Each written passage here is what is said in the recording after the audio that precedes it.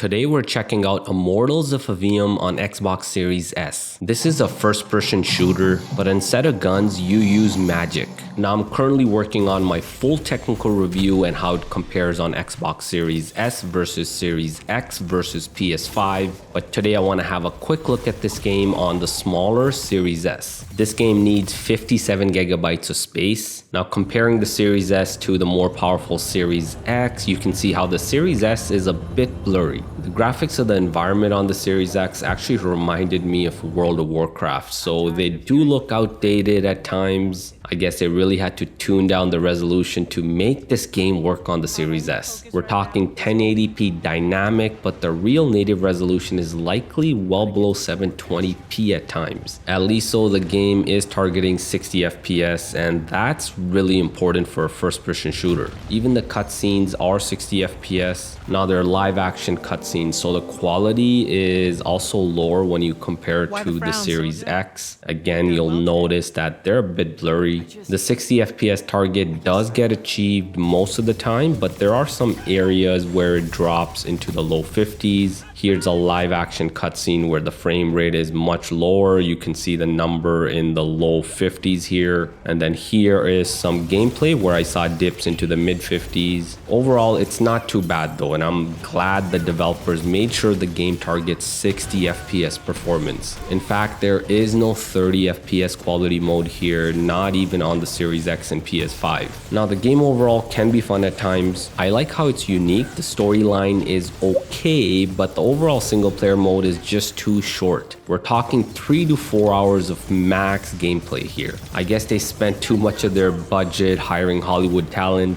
We got Darren Barnett as Jack, the main character, and Gina Torres as Lieutenant Kirkin. The shooter aspect of it, the gameplay, the magic, it can feel a little bit like Skyrim. I mean, even the environment, the settings can feel like Skyrim at times. I do like that aspect of it. It can be fun, but as I said, it's just too short. There's also no multiplayer modes here, so no player versus player mode, no player versus evil. Once you're done with the 3-hour story mode, that's it. There's really no replayability here. It's just a single player linear experience. It's so linear, it's not even an RPG. You can't even really go back and say, hey, I'm gonna 100% this game, because I mean, 3 to 4 hours, that's really it. So while the game can be fun at times, it's just not worth the full price tag. One complaint I've seen from console players is how the field of view is just too tight. It's leading to some players getting motion sickness and nausea. So hopefully they add a field of view slider to the console settings soon. And by soon, I mean today, because after a week, everyone's gonna be done with this game. Now the field of view is even worse on the Series S when you look at it compared to the Series X. You can clearly see the difference in this side-by-side comparison. Some of you may also be wondering about mouse and keyboard support on console. I mean, you just saw the mouse and keyboard in the thumbnail. I can confirm that mouse and keyboard does work on the Xbox Series S and X. Here I hooked up a wired one for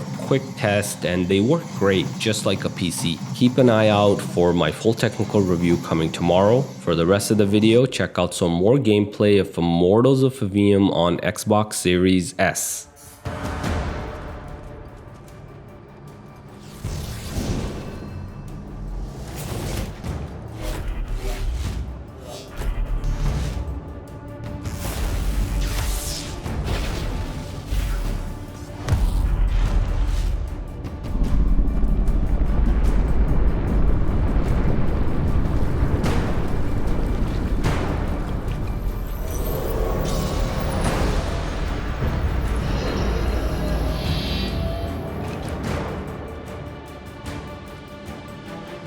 Beyond me, huh?